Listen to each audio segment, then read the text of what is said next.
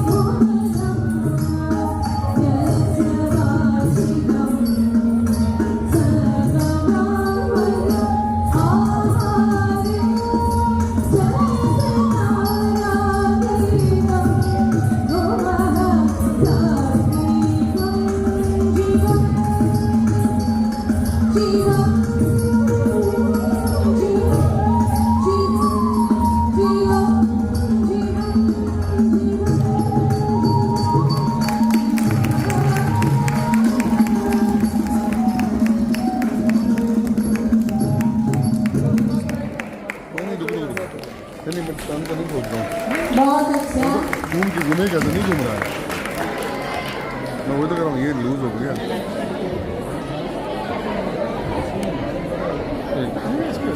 हाँ नहीं यार इससे नहीं हो रहा।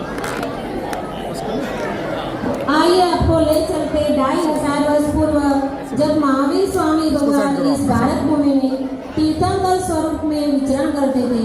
उस समय महारानी चेलना द्वारा जैन धर्म की जो महान प्रभावना हुई उसको एक छोटी सी नाटिका द्वारा प्रस्तुत करने का नम्र प्रयास है। रानी चेलना श्रेणिक राजा की महाराणी वैशाली नरेश राजा चेतक की पुत्री जैन धर्म की एक समर्पित अनुयायी थी। तथापि राजा श्रेणिक एकांत धर्म से प्रभावित है। राजा श्रेणिक की रानी चेलना के प्रति बहुत प्रीति है, परंतु उन्हें रानी की जैन के प्रति समर्पण बिल्कुल पसंद नहीं था। राजा श्रेणिक जैन मुनियों के अहिंसक और संयम पालन को पाखंडी समझते थे। राजा श्रेणिक के जैन धर्म के प्रति विपरीत विचारों से रानी चेलना बहुत चिंतित रहती थी और जिनेंद्र भगवान का स्मरण अकेली करती रहती थी।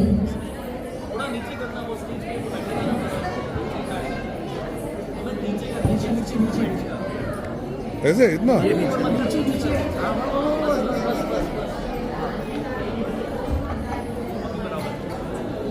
तू देखते ना क्या नहीं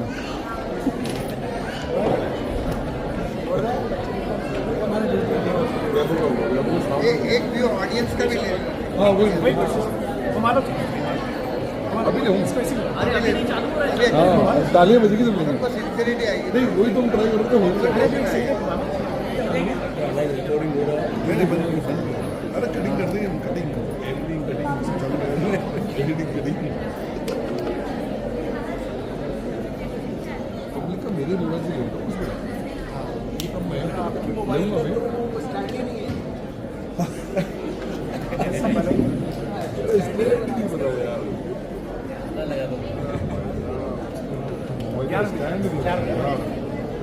ये सब मिलने का काम है यार।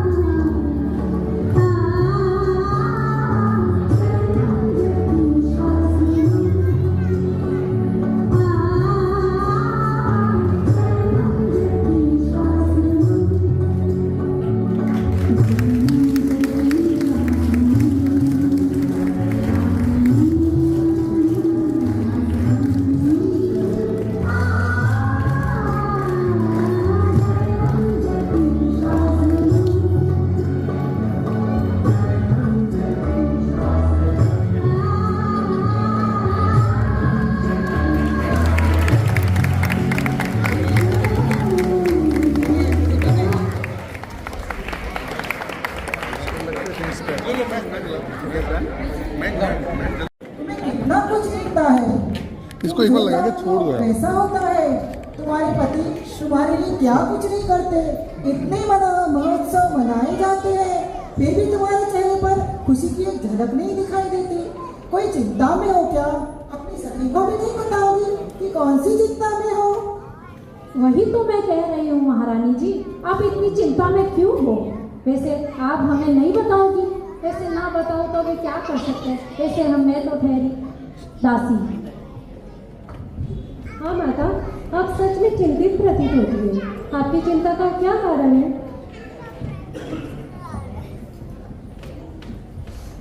जैन धर्म की प्रभावना के बिना ये राजपाट, ये राज वैभव, ये उपभोग की सामग्री, इनमें मुझे रंच मात्र भी सुख की अनुभूति नहीं होती।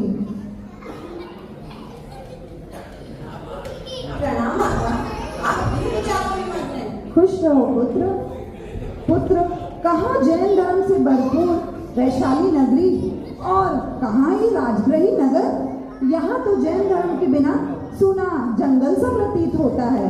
सत्य बात है माता, यहाँ तो जिनेंद्र भगवान के दर्शन भी दुर्लभ है। हाँ पुत्र, ना तो यहाँ कोई जिन मंदिर है और ना ही कोई जैन मुनि के दर्शन होते हैं। हाय, ये धार्मिक स्थान पर मैं कहाँ आ गई? माता, दूसरे सभी राज्यों में जैन धर्म की प्रभावना एवं प्रचार है, परंतु अपने इस राज्य में जैन धर्म नहीं, अपितु अन्य धर्म की प्रभावना है। ऐसा क्यों माता? पुत्र, मुझे बहुत चिंता हो रही है। आप दुखी न हो माता, आप तो अंतर के चैतन्य तत्व की जानकार है। आप धैर्य रखें माता। हाँ माता, आप चिंता ना करें, हम जरूर कोई ऐसा उपाय ढूंढ लेंगे जिससे हमारे जैन धर्म का डंका सारे प्रदेश में फैल जाए। क्या ऐसा कोई उपाय हो सकता है? हाँ माता, वैसे तो पिताजी राम की सभी बात मानते हैं, बस आप किसी तरह उन्हें समझाइए कि अनेकांत रूप जैन धर्म ही एकमात्र परम सत्य है। बस किसी तरह पिताजी का हृदय परिवर्तित हो जाए तो हम बहुत कुछ कर सकते हैं। हाँ पुत्र, मैं राजन को समझाने का प्रयत्न अवश्य करूंगी। अरे सखी, तुम फिक्र मत करो। तुम्हारी जैन धर्म के प्रति इतनी श्रद्धा देखकर मुझे लगता है कि जैन धर्म की जरूर जीत होगी और पूरे नगर में जैन धर्म का प्रभाव होगा। हाँ हाँ, निश्चित ही होगा।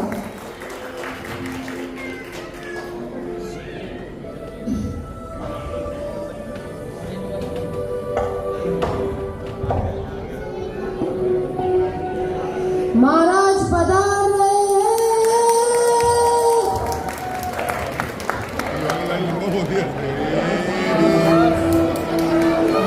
जैन धर्म का पालन न पाने में दुखी रानी चेलना कक्ष में विचार मग्न बैठी है और उसी समय राजा श्रेणी पधारते हैं।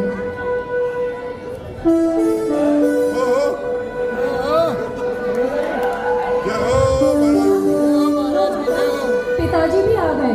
आज आप उनके समक्ष अपना विचार जरूर प्रस्तुत कीजिएगा। रानी चेलना, बड़ी उदास लग रही हो, क्या बात है? किन विचारों में मग्न हो? महाराज, आपके इस समृद्ध राज्य में मुझे किंचित भी सुख की अनुभूति नहीं होती। अब रानी, किस चीज का दुख है तुम्हें? ये राजपाट, ये राज्य के सभी भंडार, ये दास दासियां, सभी तुम्हारी सेवा में हैं। पर मुझे जो सर्वाधिक प्रिय है वो है मेरा जैन धर्म, और उसके बिना ये राजपाट आदि का मैं क्या करूं? और जैन धर्म के अलावा दूसरा कोई धर्म सत्य है ही नहीं, तो उसके बिना ये सब मुझे शोभा नहीं देता। रानी, तुम जैन धर्म को उत्तम धर्म मानते हो तो सत्य नहीं है। जो मेरा एकांत धर्म है वही सबसे उत्तम धर्म है और मैं उसी धर्म को मानता हूँ। नहीं नहीं राजन, सिर्फ जिनेंद्र भगवान ही सर्वज्ञ हैं और उनका बताया हुआ जिन धर्म ही परम सत्य है। रानी, तुम जिस चीज में खुश होना चाहो तुम वही कार्य करो। जाओ, तुम जिन मंदिर बनवाओ, जैन महोत्सव करवाओ और सोने के कवच से अभिषेक करवाओ, लेकिन तुम सब खुश रहो। राजन, बहुत ही मंगलमय विचार है। मुझे पूर्ण विश्वास है कि जैन धर्म को अंगीकार कर कर आपका भी कल्याण निश्चित होगा। नहीं, ये कदापि नहीं हो सकता है रानी। मैं सिर्फ अपने एकांत धर्म को मानता हूँ, मेरा धर्म ही सर्वोत्तम धर्म है, उससे ऊपर और कोई धर्म हो ही नहीं सकता। पिताश्री, मेरा ये दृढ़ विश्वास है कि मेरी माता के प्रताप से आप जैन धर्म की शरण में एक दिन अवश्य आएंगे। असंभव पुत्र, ये कदापि उचित नहीं है। मेरे गुरु तो सर्वज्ञ है, त्रिकाल ज्ञानी है, उनका जैसे को संसार में कोई और है ही नहीं। नहीं नहीं, आपके गुरु सर्वज्ञ नहीं है, किंतु वो सर्वज्ञ होने का ढोंग करते हैं। अरे जिनको अभी आत्मा के वास्तविक स्वरूप का ज्ञान ही नहीं है, वो भला सर्वज्ञ कैसे हो सकते हैं? रानी, बिना परीक्षा के ये बात कहना उचित नहीं है। ठीक है पिताश्री, यदि आपके गुरु इतने ही सर्वज्ञ हैं, तो आप उन्हें भोजन के लिए आमंत्रित कीजिए, हम उनकी परीक्षा करेंगे। उचित विचार है पुत्र, मैं अभी अपने गुरु को भोजन पर आमंत्रित करता हूँ। अवश्य पिताश्री। चलिए मंत्री जी। पुत्र पुत्री, राजन, मैं चाहती हूँ कि इस राज्य में भी जैन धर्म का डंका बजे, इस राज्य में भी हर जगह जिनालय हो। उसके लिए जो कुछ भी मेरा करने का मन है, उसकी अनुमति राजन ने मुझे दे दी है, तो हम आज से ही धर्म प्रभावना शुरू करेंगे। हाँ माता, हमें ऐसा ही करना चाहिए। पुत्र, मेरे हृदय में एक भव्य जिन मंदिर बनाने का विचार आया है, तो मैं चाहती हूँ कि तुम दीवान जी को बुलाकर लाओ और मैं उन्हें भव्य जिन मंदिर बनाने का आदेश देती हूँ। जो आज्ञा माता।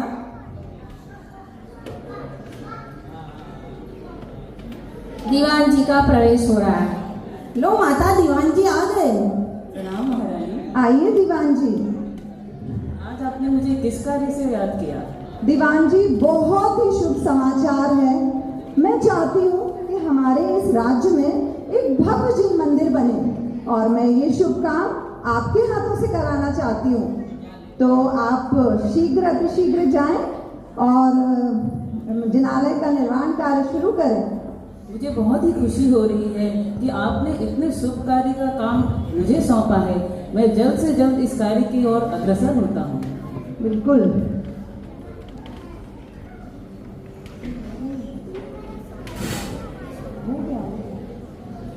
पुत्र अभय, आज मैं बहुत खुश हूँ। हमारे इस राज्य में जिन मंदिर बनने वाला है और तुम्हें पता है कि अभी महावीर भगवान का जन्म कल्याणक भी आने वाला है, तो क्यों ना इस खुशी में एक महोत्सव हो जाए। अवश्य माता, क्या विचार है आपके। अभी उत्सव की तैयारी है पूरी।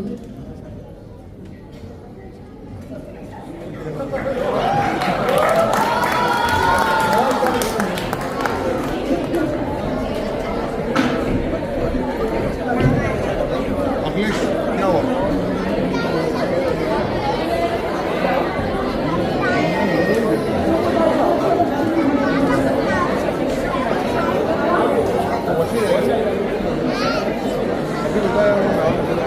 जय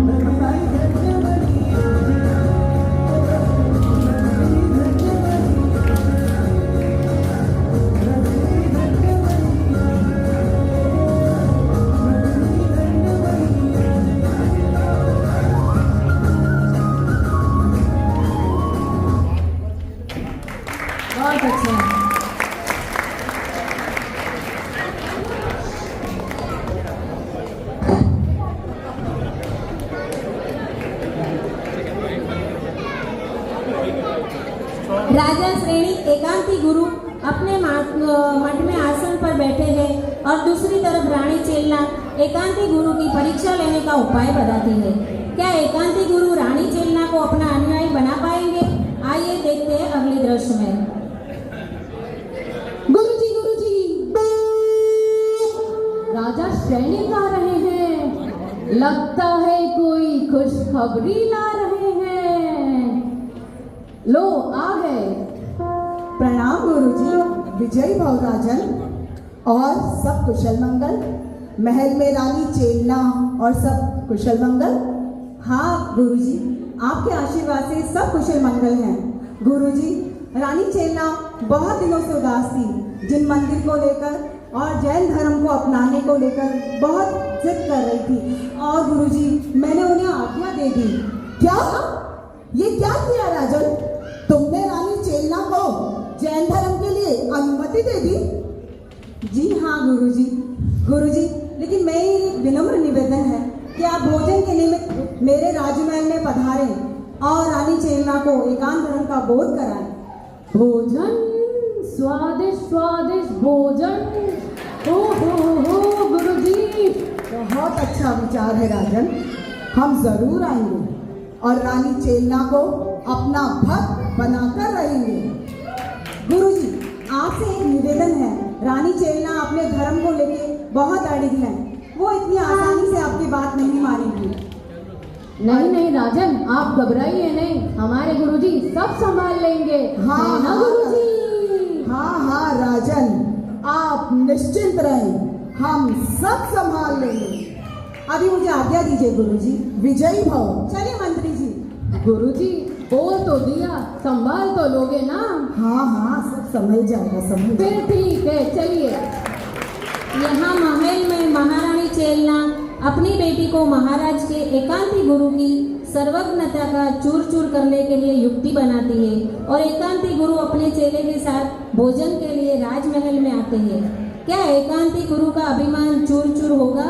आइए देखते हैं।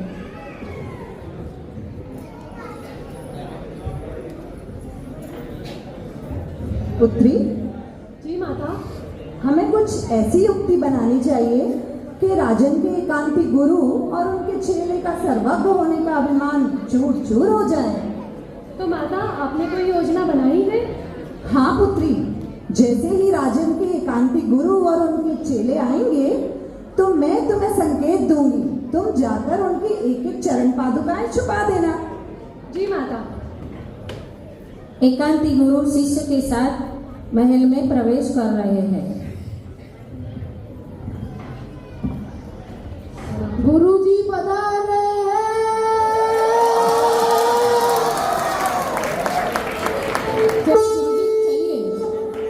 चलिए गुरुजी, जल्दी जल्दी चलिए।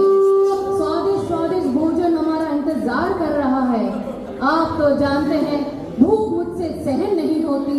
चलिए जल्दी चलिए। प्रणाम गुरुजी, पधारिए पधारिए। कुमार, आपके इस आमंत्रण से हमें बहुत आनंद हुआ। आइए भोजन के लिए पधारिए। कुमार, ये सुंदरी कौन है?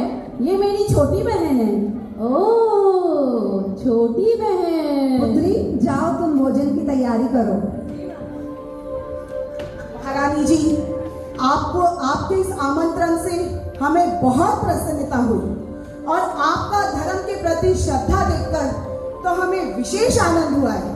अब हमें विश्वास हो गया रानी चेलना हमारी अनुयायी बनकर एकांती धर्म का झंडा पूरे विश्व में लहराएगी। असंभव?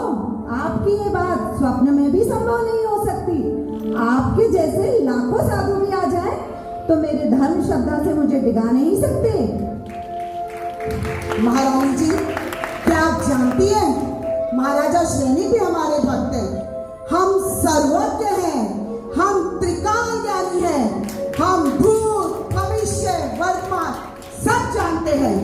अगर आप हमारा धर्म स्वीकार करेंगी तो राजा श्रेणी भी हमसे प्रसन्न होंगे। और महारानी जी, आप जानते नहीं, हमारे गुरु पुरुष ही नहीं महापुरुष हैं, महापुरुष हैं, महापुरुष।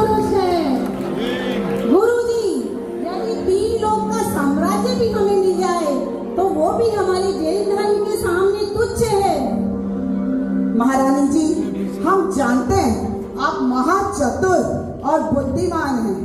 अगर आप जैसे लोग अपना जैन धर्म छोड़कर हमारा एकांती धर्म अपनाएंगी तो इस दुनिया में हमारे धर्म की कीर्ति छा जाएगी। और अगर आप ऐसा नहीं करेंगी तो आप पर भयंकर आफत आ जाएगी। और अगर आपने गुरुजी की बात नहीं मानी तो गुरुजी क्रोध में आकर आपको भस्म कर देंगे, भस्म। क्या आप मुझे भय दिखाकर मेरा धर्म छुड़ाना चाहते हैं? जी हाँ। ऐसी तुच्छ बुद्धि आप लाए कहाँ से? अरे जैन धर्म के भक्त तो निर्भीक और निशंकित होते हैं। जगत की कोई भी भय या प्रतिकूलताएं उन्हें अपने धर्म श्रद्धा से डिगा नहीं सकते। हाँ, चाहे तीन लोक में खलबली मच जाए या भयंकर वज्रपात हो तो भी हमारे धर्म साधु अपने धर्म से डिगते नहीं है। महारानी जी, आप हमारा धर्म स्वीकार कर लीजिए, वरना राजा सैनिक आपको अपमानित कर कर इस राज्य से बाहर निकाल देंगे। मुझे मेरे जैन धर्म के सामने मान अपमान की कोई चिंता नहीं है। अनेक प्रतिकूलताओं का भय दिखाकर भी आप मेरी धर्म श्रद्धा कम नहीं कर सकते। हे गुरुजी, हम जैन धर्म से रंच मात्र भी टिकने वाले नहीं हैं, इसलिए आप हमको डराइए मत। हे कुमार, आपको पता नहीं हमारे गुरु सर्वज्ञ हैं, त्रिकाल ज्ञानी हैं और आप इस तरीके से उनका अपमान नहीं कर सकते। गुरुजी, आप हमारे धर्म के बारे में कुछ ना करें तो ही अच्छा। चला ले। यहाँ हमारा बहुत अपमान हो रहा है। जी गुरुजी, हमें यहाँ से चलना चाहिए। चलो शिष्य। चलिए गुरुजी, चलिए, आप चलिए।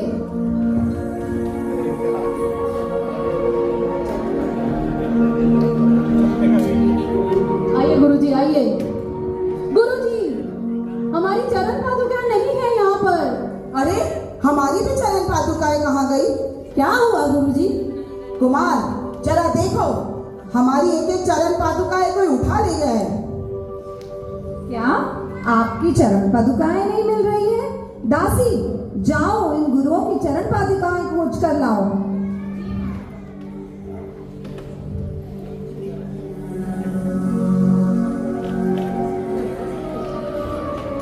जी महारानी जी, गुरुदेव की चरण पादुकाएं कहीं नहीं मिल रही है, मैंने हर जगह ढूंढ लिया। क्या कहीं नहीं मिल रही है? अरे यहाँ से हमारी चरण पादुकाएं कोई उठा के नहीं ले गया तो क्या धरती निकल गई या आसमान खा गया? अरे गुरुजी, आप ही तो कहते हैं कि आप सर्वज्ञ हैं, त्रिकाल ज्ञानी हैं, तो अपने ज्ञान से ही जान लीजिए ना कि आपकी चरण पादुकाएं आखिर कहाँ गई। ये तो हम नहीं जान सकते। क्या चरण पादुका जैसी जड़ वस्तु को भी आप नहीं जान सकते, तो आप सर्वज्ञ होने का दावा कैसे कर सकते हैं? कुमार, जरूर आप ही ने हमारी चरण पादुकाएं छुपाई है। हाँ गुरुजी, मुझे भी लग रहा है इन्होंने ही ये कार्य किया है। समय आने पर आपको जरूर पता चलेगा कि एकांती गुरुओं का सामर्थ्य कितना है। हमारा यहाँ घोर अपमान हो रहा है, हमें यहाँ से अभी चलना चाहिए। चलो गुरु, नहीं चलो। हमारा आपका अपमान करने का कोई आश्रय नहीं है। हम तो सिर्फ आपके सर्वज्ञ होने की परीक्षा ले रहे थे और आपका भ्रम दूर करना चाहते थे। एकांती गुरु और शिष्य राजा श्रेणी को चेलना द्वारा हुए अपमान की सूचना देते हैं। क्या उनकी बात मानकर राजा श्रेणी अपने गुरु के हुआ अपमान का बदला लेंगे? आइए देखते हैं। महारानी जी, अभी तो हम यहाँ से जा रहे हैं, पर वक्त आने पर हम अपने प्रतिशोध का बदला जरूर लेंगे। हाँ हाँ गुरुजी, वो तो हमें लेना ही है। चलिए।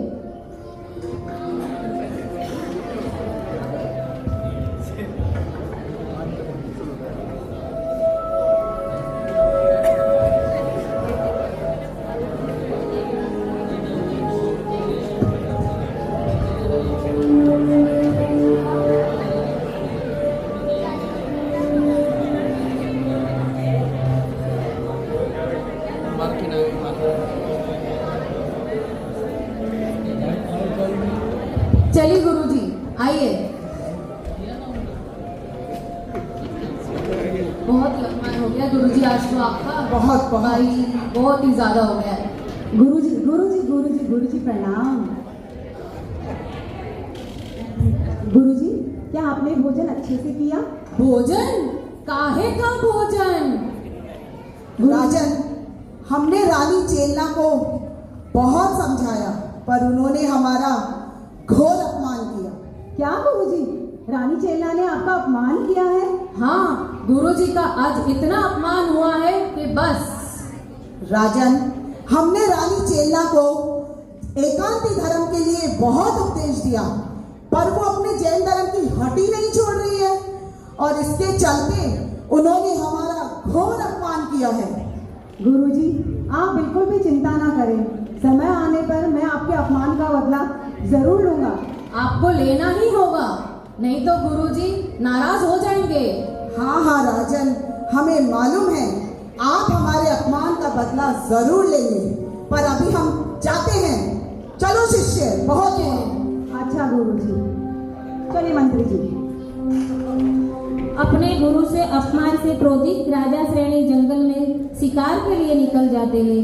वहाँ एक जैन मुनि को ध्यान में बैठे हुए देखते हैं। यह देखकर राजा श्रेणी की क्या प्रतिक्रिया होती है, आइए देखते हैं।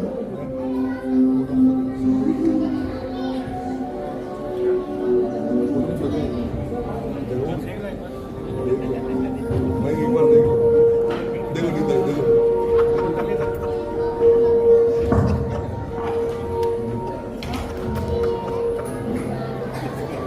Sleeping mood.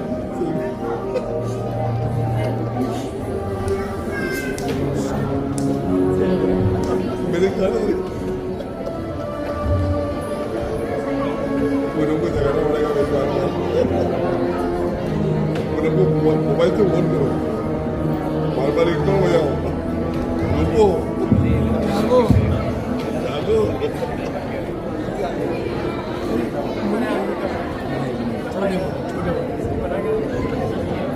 ठीक है ये कोई नहीं लगा। क्या हुआ? अरे मंत्री जी, इस रमणीय वातावरण में सूर्य के समान प्रदीप निश्चल, ये कोई महात्मा लगते हैं?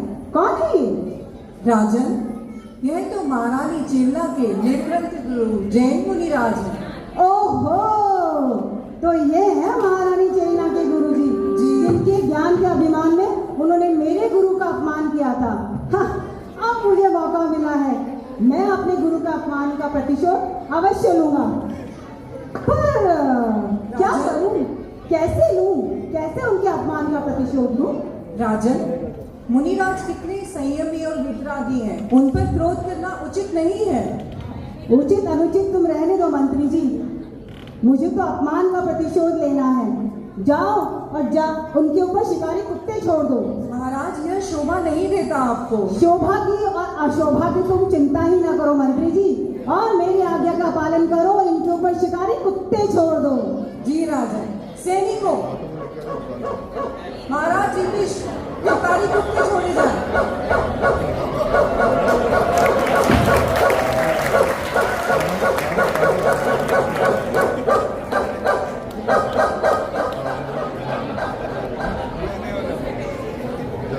अरे, ये शिकारी कुत्ते शांत होकर क्यों बैठ गए?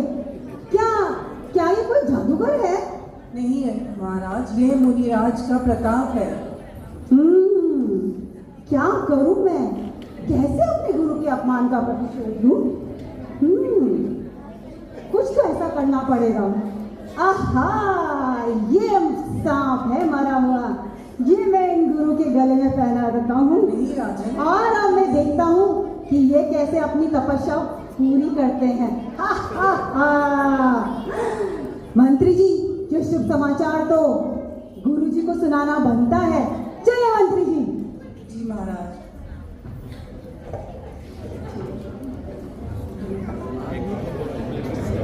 अरे रे, धिक्कार धिक्कार धिक्कार। जैन मुनि का घोर उपसर्ग करके श्रेणी राजा ने नरक का घोर पाप कर्म बांधा है। धिक्कार। और दूसरी तरफ करुणा मूर्ति मुनिराज ने अपने देह से उपयोग हटाकर आत्मा में लीन है।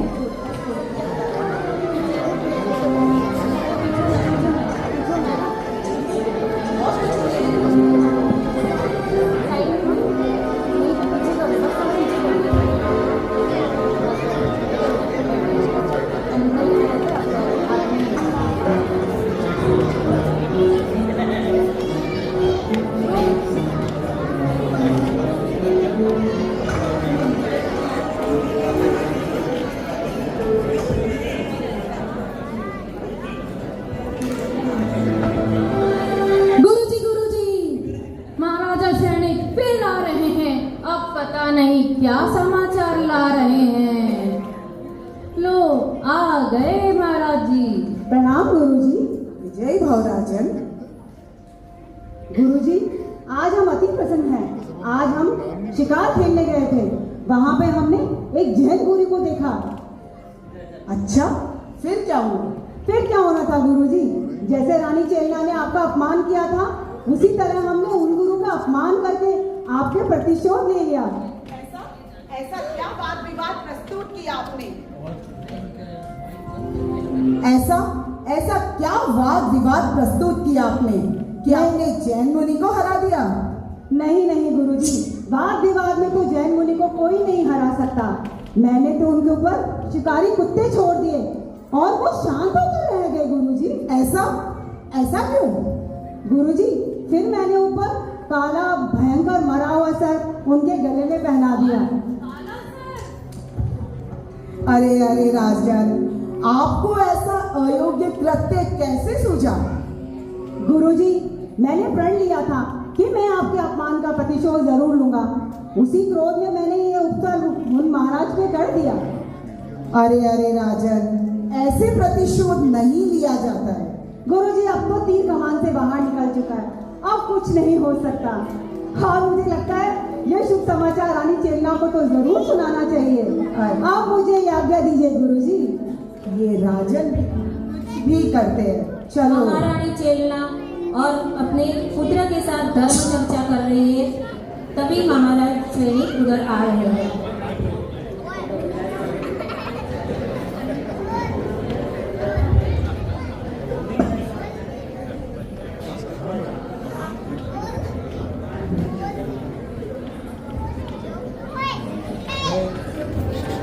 पुत्र अभय, आज सुबह से ही मेरे मन में बहुत बुरे ख्याल आ रहे हैं।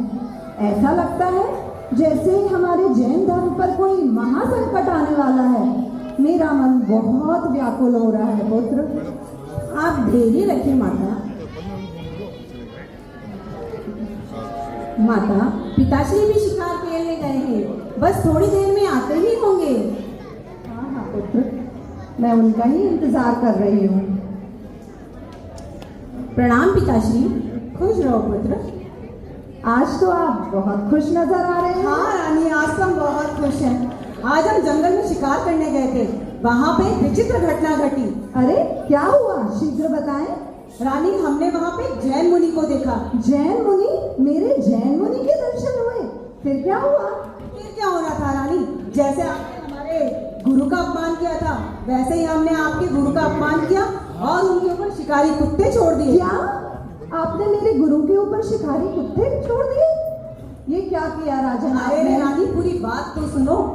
वो कुत्ते न जाने शांत होकर बैठ गए, फिर हमने उनके ऊपर मरा हुआ काला सर पहना दिया। शांत होकर? ओह राजन, ये आपने क्या कर दिया? धिक्कार है आपको, धिक्कार है इस संसार को। आपने तो समस्त ज्ञानियों की विराधना का पाप किया है। आपने समस्त जैन शासन पर उपसर्ग किया है। इससे अच्छा तो मैं कुंवारी रहकर ही दीक्षा ले लेती राजन। और आपको पता है आपके इस कृत्य का आपको क्या फल मिलेगा? इस कृत्य का फल 7वें नरक की अपार वेदना है। हाय राजन, आपने ये क्या कर दिया? धैर्य रखो माता, सर्व संकट तक जरूर धर्म की ही प्रभावना होगी। आप धीरज रखो माता। पुत्र अभय, हमारे महाराज पे संकट आया है। हमें शीघ्र वहां जाना चाहिए और देखना चाहिए कि महाराज कैसे हैं अभी। माता, अब जल्दी चलो, हमें अपने मुनिराज के पास चलना चाहिए। हाँ। रानी, इतने उत्सुक क्यों हो रही हो? वो पाखंडी साधु तो कभी का अपनी साधना छोड़ के चला गया होगा। नहीं राजन, ये आपका भ्रम है। अगर वो वीतरागी साधु होंगे तो वो अभी भी उसी स्थान पर अपनी साधना में बैठे होंगे। वीर गंभीर मुनिराज उपसर्ग आने पर भी अपनी साधना नहीं छोड़ते। चलिए माता, हमें चलना चाहिए। हाँ पुत्र, हमें शीघ्र वहाँ चलना चाहिए और मुनिराज का उपसर्ग दूर करना चाहिए। और जब तक मैं मुनिराज के दर्शन नहीं करूंगी तब तक मेरे अन्न जल का त्याग रहेगा। ठहरो रानी, मैं भी तुम्हारे साथ चलता हूँ। मैं भी तो देखूं कि वो पाखंडी साधु वहाँ पे अपनी साधना में है या अपनी साधना छोड़ के चला गया। हाँ हाँ राजन, आप मेरे साथ जरूर आइए और मैं तो कहूंगी कि आप अपने एकांती गुरु को भी साथ ले चलिए, उन्हें भी पता चले कि हमारे मुनिराज की साधना कैसी होती है। हाँ चलो चलो पुत्र चलो। अरे अरे देखो, मुनि महाराज तो ऐसे ही साधना में मग्न है। पुत्र अभय, शीघ्र इनका सर हटाओ। अरे अरे, ये पिताजी ने मुनिराज पे कैसा उपसर्ग कर डाला, उन्हें ऐसा बिल्कुल नहीं करना चाहिए था।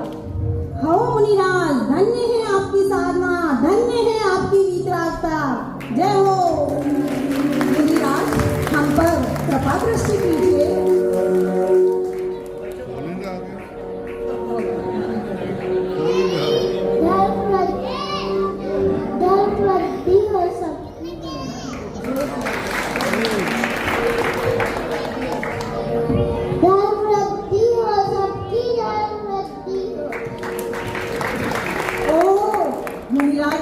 मुझे भी धर्म वृद्धि का आशीर्वाद दिया है। हाँ राजन, मुनिराज तो वीतरागी होते हैं, उन्हें शत्रु और मित्र के प्रति संभाव होता है। अहो, यही तो है हमारे जैन मुनि की महानता। सच में जैन धर्म और जैन मुनि के समान इस जगत में कोई और धर्म नहीं है। उनका जैसा धर्म मैंने कहीं पे भी नहीं देखा। आज तो मेरा कल्याण हो गया।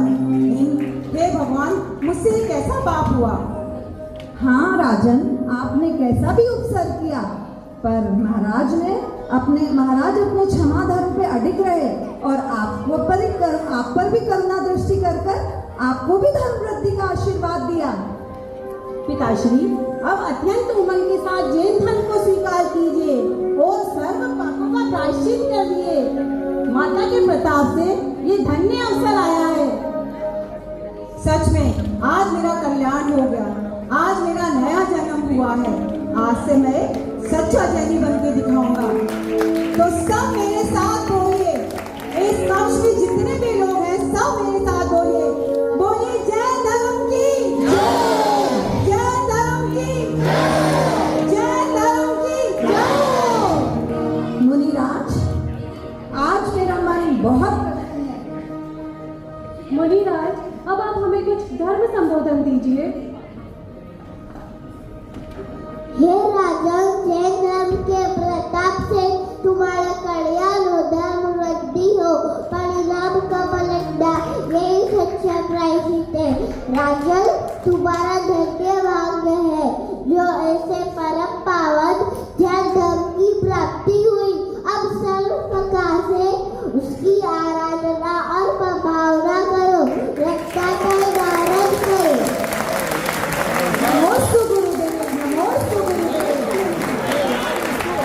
जय जय गुरुदेव। गुरुदेव, आपकी बात सुनकर मेरा मन आज बहुत खुश हो गया है और आपके प्रताप से जैन धर्म की जय जयकार हुई है। तो अब आप महाराज, आप शीघ्र बताएं कि जो सैनिक राजा से जो उपसर्ग हुआ है उनको उसकी मुक्ति कैसे होगी। तुमने उत्तम प्रश्न पूछा है।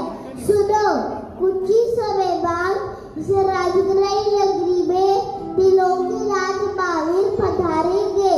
उस समय प्रभु जी के चरण कमल में श्रीनिक महाराज शायद सम्मत्व प्राप्त करेंगे। और इतना ही नहीं, महावीर भगवान के चरण कमल में उन्हें तीर्थंकर नाम का उनका बंद होगा और वे आने वाली 24 में तीर्थंकर होकर मोक्ष पाएंगे।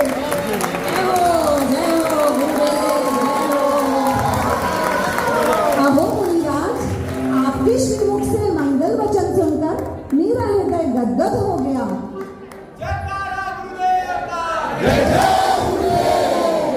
हाँ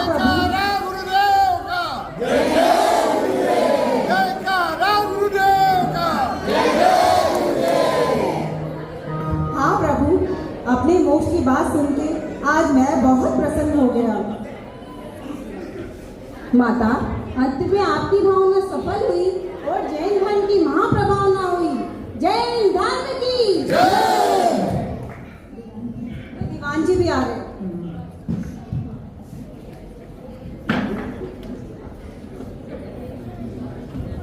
प्रणाम महाराज, प्रणाम महाराज।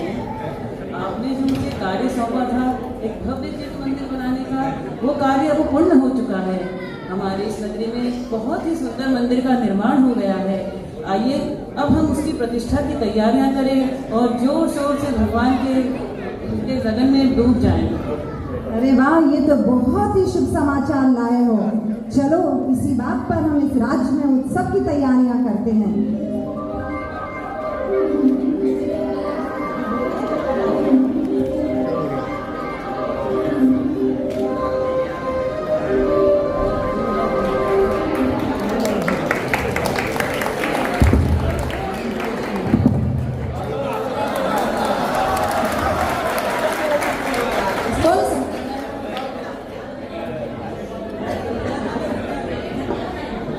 सबकी धर्म भक्ति हो।